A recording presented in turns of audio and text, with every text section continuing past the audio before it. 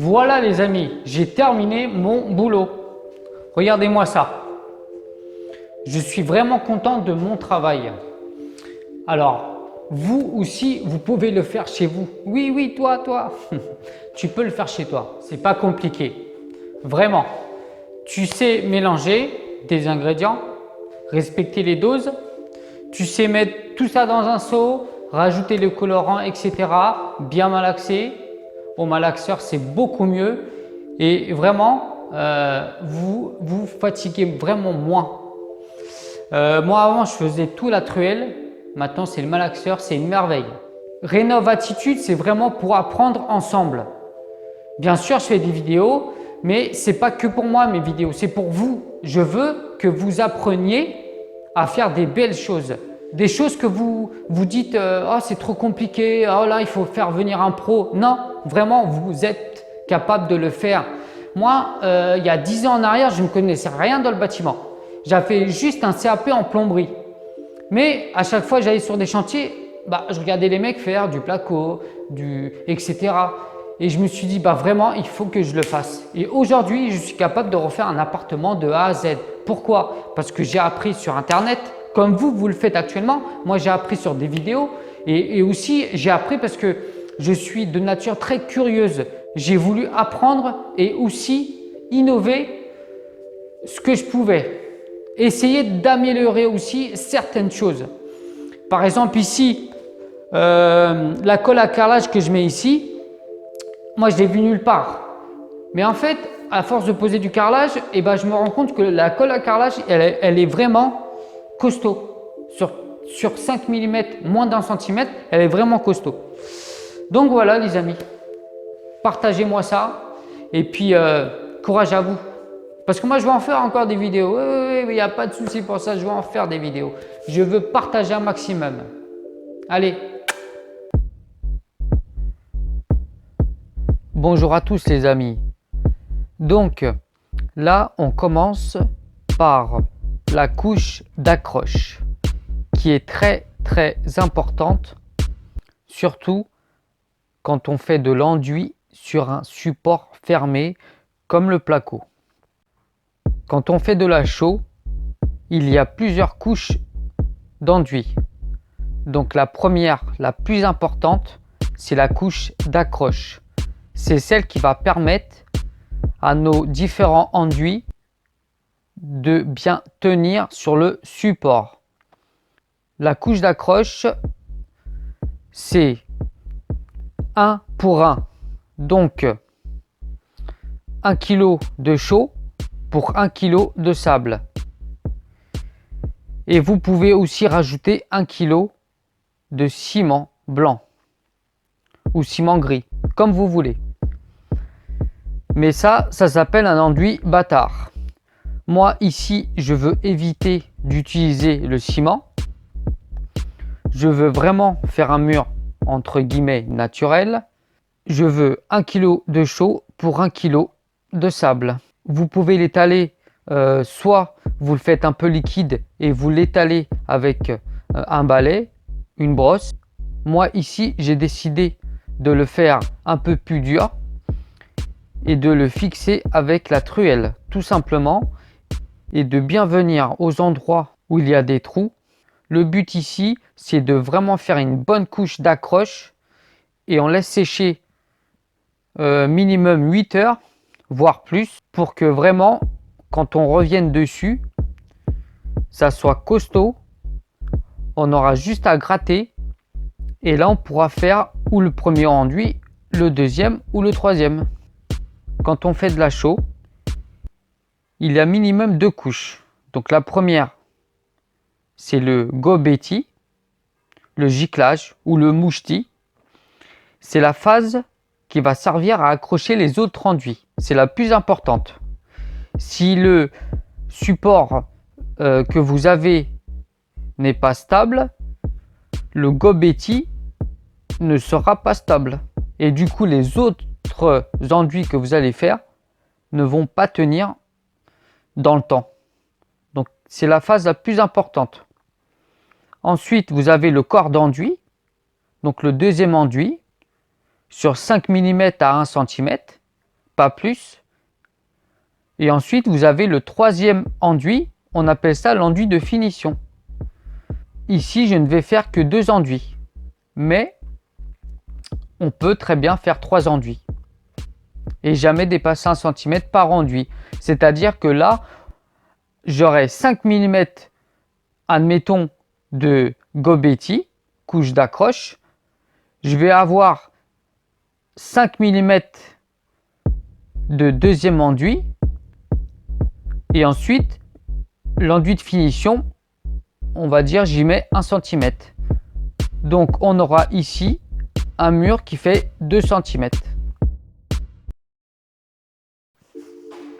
Alors, maintenant, on va faire la deuxième couche. Donc là, on a fait le gobetti. Maintenant, on va gratter tout ce qui ne tient pas et on va faire en sorte tout ce qui dépasse et qui ne tient pas et tout ce qui est épais, en fait, on va faire en sorte de le gratter. Alors si vous avez en grattant des trous et on voit le placo derrière, c'est pas grave. Ce qu'il faut, c'est que comme on a mis la première d'accroche, ça tiendra, il n'y a pas de souci pour ça. Donc là, on va faire en sorte de poncer avec une spatule. On va venir avec une brosse métallique, juste faire en sorte de faire des petites stries, des petits trous sur même pas 1 millimètre en fait, pour permettre une bonne adhérence de notre enduit. Et surtout ici, comme ici j'ai mon rail, je veux vraiment gratter ici pour que ça soit nickel, parce que ça du coup ça va rester collé à mon enduit que je vais faire. Et quand une fois que je vais enlever le rail, et bah du coup ça va rester dessus. Bon, c'est pas tellement grave parce qu'on pourra toujours le gratter, mais je préfère quand même passer un coup. Voilà, donc là j'ai préparé la colle. Donc là on va être comme ça. Vous voyez, il faut quand même qu'elle soit légère. Donc ici on a fait 1 pour 2. Donc c'est-à-dire que j'ai mis 1 kg de chaux pour 2 kg de sable fin, 0,1. Et là, j'ai pris du blanc. J'ai rajouté un colorant blanc pour que mes pierres soient blanches. Parce que moi, je veux que ça soit blanc. Et ici, je vais faire un contour comme un cadre, comme si en fait le meuble TV était dans un cadre et que les pierres étaient dans le cadre. Quand on arrive, je veux qu'on voit un cadre plus mes pierres qui ressortent. Donc là, moi j'ai préparé pour que j'en ai plus à faire. Donc là, il faut savoir que j'ai 2,7 mètres carrés. Et ici, j'ai préparé donc pour faire un peu plus, parce que là, à mon avis, il va me falloir 2 seaux pour faire tout. Parce que là, je prévois une épaisseur de minimum 1 cm. Après, je vais gratter les joints et je vais faire 5 mm de profondeur des joints. 5, 6, 7 mm, ça dépend des endroits pour créer de la profondeur à certains endroits. Donc moi, pour que j'en ai plus, j'ai mis là 2 chaux et 4 de sable fin. J'ai tout mélangé avec la résine, la primaire. Et là, on laisse sécher une bonne demi-heure et bah, on attaque. Vous attendez que ça, oh. Allez, on y va.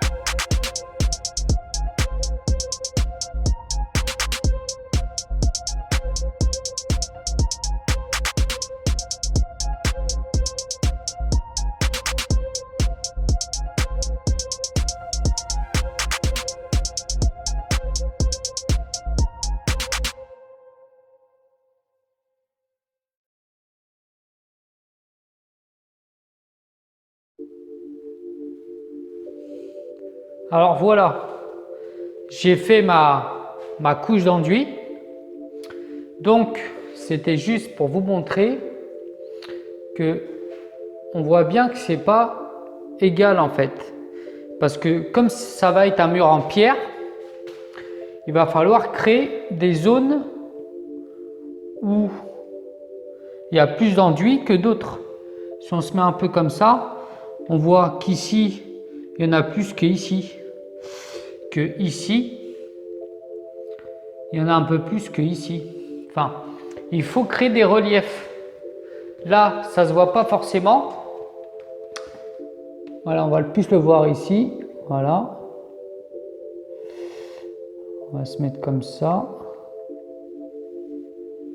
Donc en fait, il faut comprendre que on fait une couche partout et après on revient avec de l'enduit un peu plus liquide, on va dire, par-dessus l'enduit qu'on a mis et créer des différences ici, là, un peu là-bas pour créer des reliefs. Donc là, je vais vous montrer ici la différence. Vous allez voir quand j'appuie, regardez ici, j'appuie, mon doigt il reste enfoncé, vous voyez. Donc là, on va dire que ça commence à prendre. Mais par exemple, si je viens ici, alors ici, on va montrer, je vais mettre mon doigt ici. Vous voyez, ici, bah, j'ai appuyé la même force que là-bas, mais du coup, bah, voilà, c'est parti plus en profondeur, parce que là, il n'est pas encore tout à fait sec. Et après, il faut faire un enduit, mais qui n'est pas droit, forcément. Comme ça, les pierres, elles auront un peu le motif. Si on fait lisse, c'est pas bon. Voilà.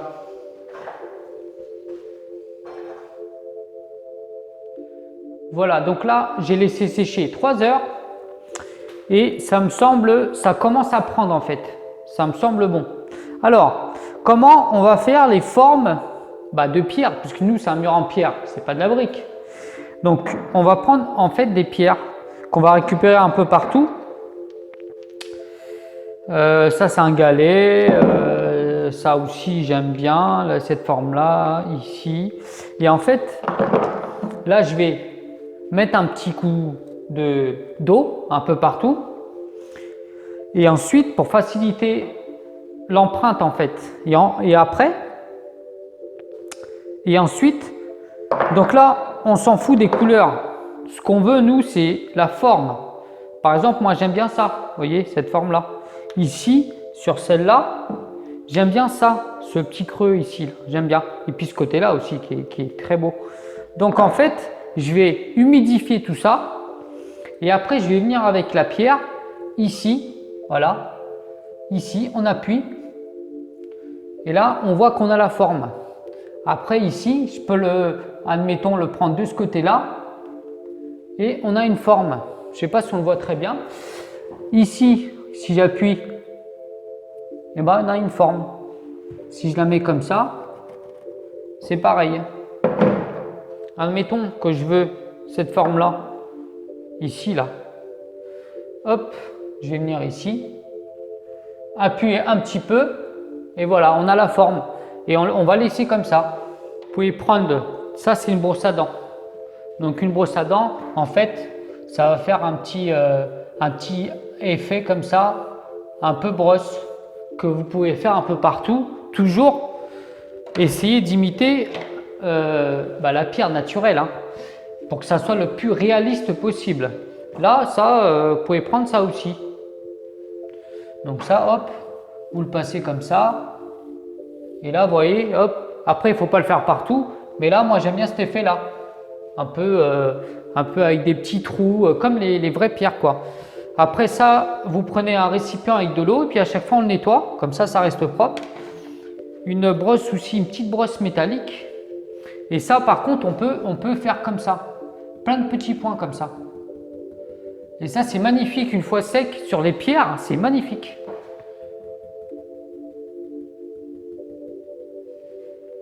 Voilà.